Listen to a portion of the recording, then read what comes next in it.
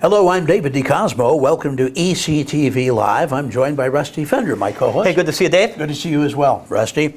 Nancy Post from the Voluntary Action Council joins us on the program today. And Nancy, your organization has a lot of services that it offers to individuals in Lackawanna County. But there's something new that you've been doing that has to do with a problem that has developed as we see more and more people reaching older age. A lot of them are involved in many activities, but some aren't.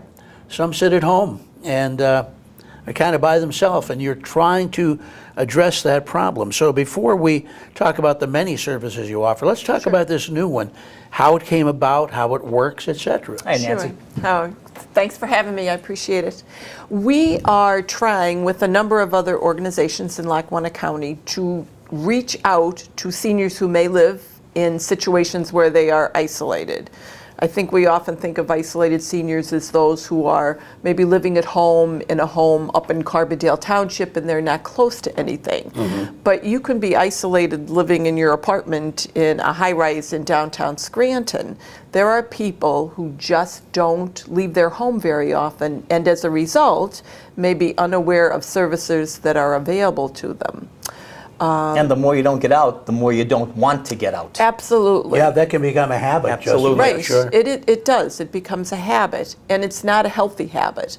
It has been proven that people that are isolated, they have more health problems than the other folks in the country.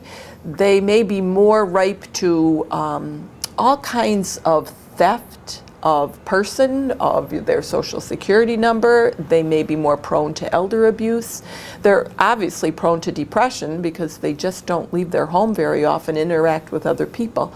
So we're trying to get the word out along with other organizations like the Aging Office, NEPA Healthcare Foundation, Moses Taylor Foundation, that it is a danger and that we know that we can try and find these people and encourage them to come out and socialize. I can see where being isolated like that can be a problem, and the first thing that comes to my mind are these telemarketing schemes.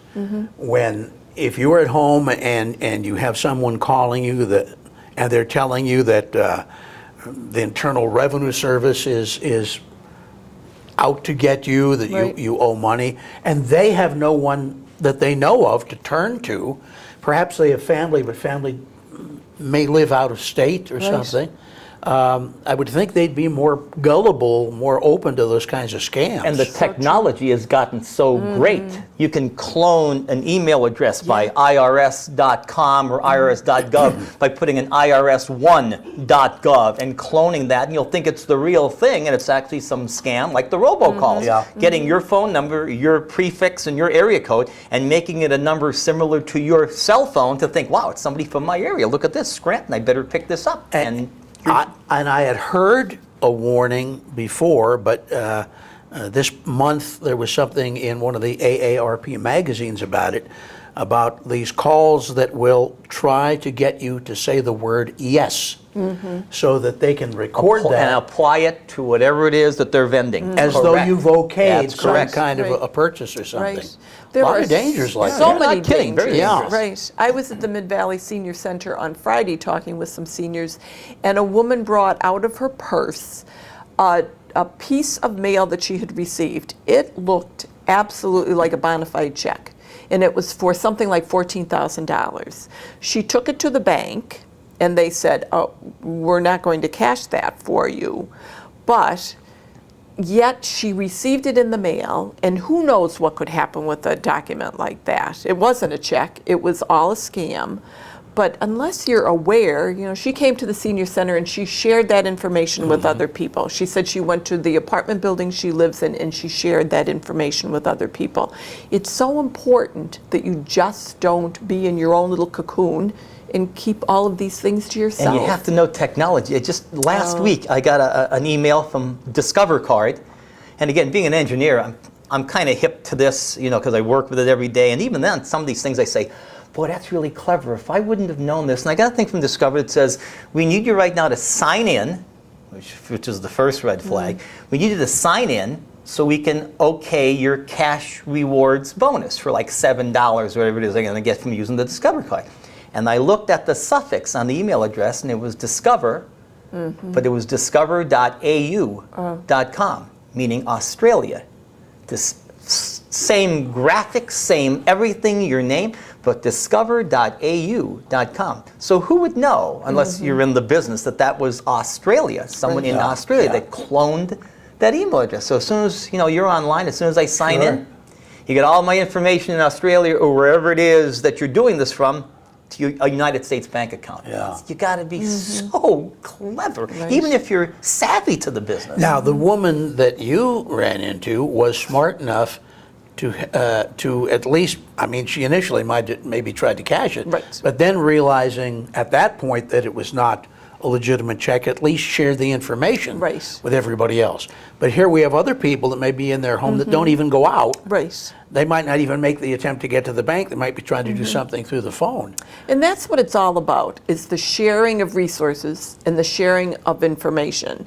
For instance, I'll bet that there's a lot of people that don't know that you can get out of your house and go and take classes for free. Area Agency on Aging is now helping to get some classes going up at the greenhouse up at Nayog Park. There's free yoga for seniors. There's free art classes for seniors. And usually things like that you have to pay for. Yes, yeah. But these are available to anyone over the age of 60. You don't have to pay. And it's perfect socialization. Get out of your house, go and take advantage.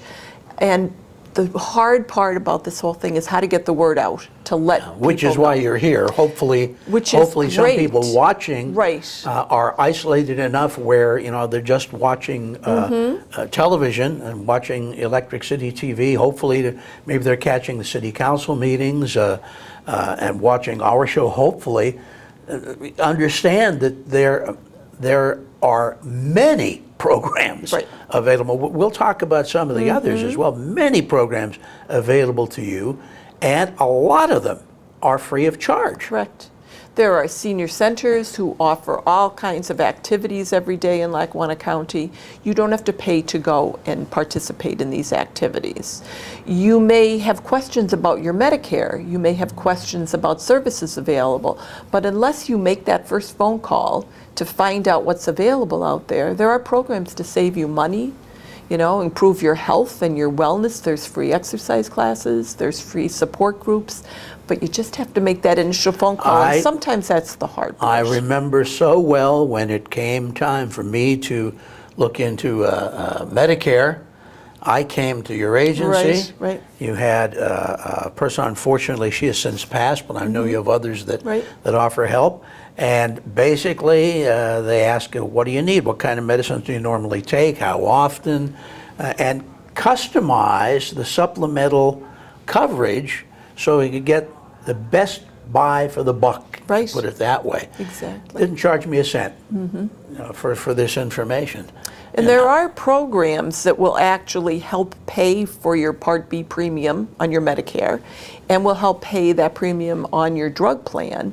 But unless you know to ask the questions, make that first phone call, you may not find this out, and as a result, be in a little bit of an economic crunch as you age. Sure. Another thing, and you've been in here, I don't know if your agency is still doing it or not, but tax preparation. In tax preparation, today's Today's the day. Yeah, today is the deadline. Right. That's right. As we do our show, we're hitting the right. deadline. Right. But there are extensions, so this is important. That's right. Yes, and there are people out there that can help you. We no longer do that tax program, but the United Way of Lackawanna and Wayne counties still does a tax program, and it's free to seniors. I think University of Scranton may also Right, still they be are offering. part of that same program. Oh, all right, exactly, okay. and free. You just go, and a they great will do deal. your. It's an amazing it really deal. is. Yeah. Yeah. I am so happy that you're on the program to talk about some of these things. But by the same token, if we're reaching people with scams by mail and by phone, should we not be trying to reach them also with this kind of information by mail or by phone? Absolutely. We need to get to them with the good stuff, right? Yeah. Right. And it's hard. This show is a great way to do it because we know there are people that sit home and perhaps all they do is watch television. But how do you get to the rest of them? How do you let them know that it's as simple as making a phone call to just hook up with one of these programs that can help you? You know, even volunteering is a wonderful way to get out of your house, meet some people, socialize, and all it takes is that initial phone call. There's so much information at our fingertips with the internet anymore, and yet we're more isolated than we've ever been. Well, again, when you're dealing with the senior citizen population, you have that cutoff point as to who will or who will not use a computer. And you know, I went through the whole evolution when I was still doing active news. I remember going from a manual typewriter to an electric typewriter. They brought in computers, and they had to have a class for all of us to go to. Absolutely. To try to work them. By the same token, remember when they went from film developing downstairs, they went to ENG, electronic news gathering, to videotape back in 1979, 1980. That was like going from black and white TV to color TV. And now that's obsolete. Now that's totally obsolete. Sure. You shoot on a card now. So you have a senior citizen, and you know, one thing I think you'll probably agree with me, Nancy, but if you don't, please chime in. We talked about habit. Nobody likes change, but least of all seniors. And I am one, so I speak from experience. I like to work with what I know, with what I can depend on. And Rusty knows I've still got a flip phone. I know eventually that'll have to change. But I agree. I'm a big opponent to change, but you have to, or eventually you're going to be one of those isolated. Eventually you do. I know. Yeah. Sad part about it. Sure. And you even had a story. You ran into a particular situation where somebody had a cell phone and wasn't able to turn it on because they don't use it up. My wife does not use a cell phone. She has one, but very, very rarely was she called out, and it's not turned on where you can call in. So I don't think she is that rare. I mean, I think that there are thousands and thousands of people probably don't even have a cell phone to start with, or if they do, they don't use it enough to know where there's other things available. You can't even apply for a job anymore. You walk in, they'll throw you out. You go in with a paper resume, they'd say, sir, you got to go online and do all. There's nothing anymore that you can do with a hard copy in your hand virtually. And that's discouraging for seniors, to be honest with you. And they come upon a lot of these changes. Changes happen as you age, whether it's death of a spouse, or you may have to change your living conditions, you may have to leave your home and move into an apartment, your friends may become deceased, and then you're more lonely. All of these things are hard for seniors and can be even more of a trigger for isolation. Yeah. Not to depress us all. No. One of the last things you talked about was how it can be beneficial for people to get out and to volunteer. I think you may have people watching that might say, well, I don't know what I can do. I would like to do something, but I don't know what I can do. And that's why we're around, because we can actually just sit down with a person and have a talk. What did you used to like to do when you were young? What did you always want to do that you never had the opportunity? If you worked during your lifetime, is there something you want to continue to use those skills for? And that's therapeutic in itself. Absolutely. That's why I'm here. It's true though. Right, absolutely. If you didn't do something to get out of the house every day, you would just naturally be depressed and lonely. It's a great way to get out of the house, socialize, and do something good for somebody else. It's people who volunteer have lower blood pressure, they're happier, they can sleep better at night. It's all about getting out and just doing it. Suppose they find themselves in a position where they make new friends and acquaintances too. Is mobility a big problem, though, with some of the folks that we're talking about?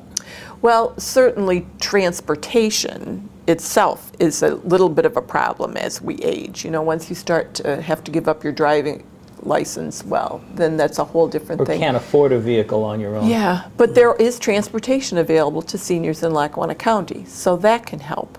We have people that come into our office to volunteer and go elsewhere to volunteer who may be in a wheelchair. They may be using a walker or a cane. It doesn't matter. There's so many things that people can do just sitting down. You don't have to run laps to volunteer. Maybe I should hit on something that I probably should have started with, because I know so much about Voluntary Action Council, and people watching don't necessarily. Tell us about what you do as a council. Okay. Voluntary Action Center actually started in 1978 as simply a volunteer center. Some women from the Junior League discovered that there were nonprofits who were looking for volunteers, didn't know how to find them. There were volunteers that didn't know where to go. So it started as a clearinghouse for volunteers. We've been in operation ever since, but have added other programs. The Medicare counseling program, using a lot of volunteers to assist. Our RSVP program, which specifically works with senior volunteers. What is the RSVP program? It stands for Retired and Senior Volunteer Program, which is perfect to this conversation. Anyone over 55 who would really like to volunteer gets in touch with us, and we really find something that fits their energy, that fits their skills, and fits their interests. So here again, you'd be talking with them, pardon me, about what did you like to do, or what did you do, Yep. what you always wanted to try, that sort of thing. And we also have Big Brothers Big Sisters at Voluntary Action Center, which most people are familiar with. Right, and there again, the volunteers, that's what makes that program and they work. work with young people that don't necessarily have a father or a mother figure in their life. Exactly. Or someone that doesn't have the time to take a young person around for recreation, etc. Exactly, a good mentor. Right. Okay. Possibilities. We even have high school students that are mentoring younger students. There are Big Brother, Big Sister after-school programs in Susquehanna County that actually pair high school students with younger elementary students, just to make that nice match that just spends quality time with I each can other. see where that would work, because youngsters look to someone just a little above their age, not necessarily to an adult all the time, but and they can equate their own existence with theirs a little bit more. Yeah, it's so important. There's so many things that you can do if you have a couple extra hours a week. Yeah. And I suppose that all of these agencies that you work with are not at the extent of their existence where they don't need any more volunteers. A lot of the agencies in Lackawanna County couldn't exist if they didn't have volunteers. I mean, that's their lifeblood. Oh, we've had Bill they get Goldsworthy in here from the Red Cross that talks to us about how... That's 100%. Oh, they depend. To leave from here, your job, and then to go to the Alabama tornadoes and things. It's like that's the ultimate. Or even help here in a fire Yeah, situation. absolutely. Exactly. The ultimate in volunteering. Right. Red Cross. Yeah. You can volunteer in schools. We have a strong program right now in the Scranton school system that we have volunteers transforming children through a reading program. How does that work? Well, you just let us know that you might be interested in working with elementary students, and the volunteers go into the schools a couple hours each week and do activities with them to help their reading readiness skills. We have a number of volunteers that are in schools. We have volunteers that volunteer at food pantries. We have a very large pen pal program. So if you're mostly at home and can't get out, but can get out one day a year and are interested in interacting with the child, we match you up with an elementary student. You write a letter once a month. The child answers you. It's all pretty anonymous. They don't know your last name. They don't know where you live, so it's very safe. And then at the end of the school year, we have what we call a meet and greet party. And you get to meet the child that you have been corresponding with for the whole year. Oh, that's great. It really is great. It's now, the in-school program where they go in and help with the reading and such, Yes. the volunteer doesn't necessarily have to have teaching credentials for something like that, right? Not at all. Not at all. We do what little bit of training is necessary. It's mostly that person that can spend a couple extra minutes with a child that's quality time. Just a little extra work each day can make a huge difference in a child's life. I assume you have to have you have a committee that looks through the news and then develops things which are hip and in and are needed. It's all about what the community needs. You know, we have people call us and say, we really could use this. You can make an impact if you can help us find volunteers that can come in and do such and such. And then we just try and work it out. And are those needs ever changing? Constantly, yeah. You know, you may have, you were talking about the Red Cross, certainly there's a great example. You know, they have needs that change all the time. You know, and certainly most of these problems are not going to be solved in a very short amount of time. No. All these volunteers that work at food pantries, well, it would be great if hunger just disappeared, but that's probably not going to happen. Volunteers that work in shelters with homeless, you know, it would be great if we could solve that problem too. But unfortunately, you know, we have things that need to be done every day and probably will continue to do so. Yeah, and you know what is interesting is that our area is well known, like Florida, for having a high percentage of seniors. Absolutely. And if you carry that one step further to what you're trying to do, then our supply of potential volunteers and helpers should be excellent in terms of potential. Right. It's both ends. You know, there's a lot of seniors that need help, but there's a lot of seniors that are well enough that they can help. We even have seniors that volunteer with us who are snowbirds, and they go to Florida in the winter, but they volunteer for us in the spring When they're and here. summer and fall. Yes, we have a volunteer who actually does Medicare counseling here, but then she goes to Florida in the winter and she does Medicare counseling there. It's a good thing there are these many works. programs here because, as Dave said, this is always joked as the Tampa Clearwater of Yes. Pennsylvania. This is the highest, one of the top 10 highest elderly populations anywhere. Right, is here. right. So it's both can be a problem, but it can be a great opportunity too. Yeah. What about if people are watching in terms of wanting to help rather than those that may be watching that we're trying to recruit to get out and find out what's available to them? They don't really have to commit like a 40-hour a week to these kinds of things. No, they absolutely do not. They can commit as little as an hour a week. Our pen pals actually only commit one letter that they're writing a month. So that's certainly doable. You don't have to give your whole life away. People are busy. Seniors are very busy these days. You know, They there's so can many be, yeah, things. yeah. There's so many things you can do. And you would know that a lot of seniors are babysitting their grandchildren anymore. Yeah. But, you know, there's little things that you can fit in from time to time. Yeah, well, the important thing is to get the word out to those that are not getting help or not getting involved with things, that these things are available to them. These services are available to them. And I think in doing news, that's one of the things that really impressed me more than anything else was I see so many places where you can get help. But if you don't know that that help is available, it's a wasted thing for you. Exactly. Absolutely. And how do folks get in touch with you to find out Well, more about this volunteering? We have been trying to get these magnets out and about throughout Let the me country. see a so you magnet. need to keep some of these magnets. Mark, can you possibly focus on a tiny little magnet like that? And this is... And it simply has two phone numbers on, which is really all seniors need to know. One of them is the Lackawanna County Area Agency on Aging phone number, and the other is ours. And we can help point them in the right direction for anybody that has a question. So to start either offering help to somebody or looking to get involved with more things yourself, first thing you need is a refrigerator, and we get this magnet. How do they get these things? They need to know the number to call us. Okay. It's 570-347-5616. Or they can call the Area Agency on Aging and tell them they would like some magnets. We're anxious to get these out through senior clubs, through churches. Well, I was just going to say, now you work with or around the what do I say now? It's not the senior citizen centers now. It's the Active Active Adult adults. Center. adults. Yes. Another thing that, Wow. talk about change. Right. I can't keep up with all That that. changes. Yeah, I know.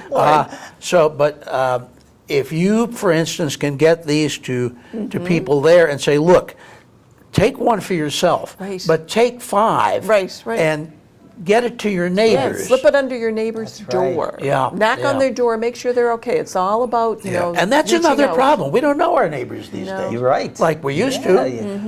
yeah. So, true. but if you can assume that you other seniors in the area, you know, get a magnet to them to start with, Right. and then use the phone numbers and call and find out. I'd be willing to wager that if you were at home and basically not leaving, you know, other than to get your groceries, which may even be delivered to you, Right.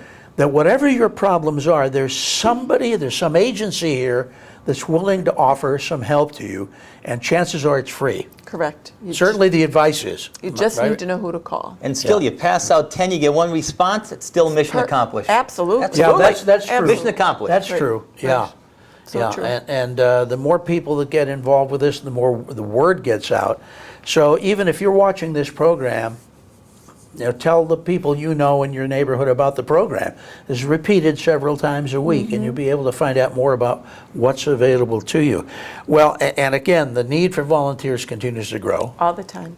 All the time. And the opportunities grow too. So there's always something that someone can find.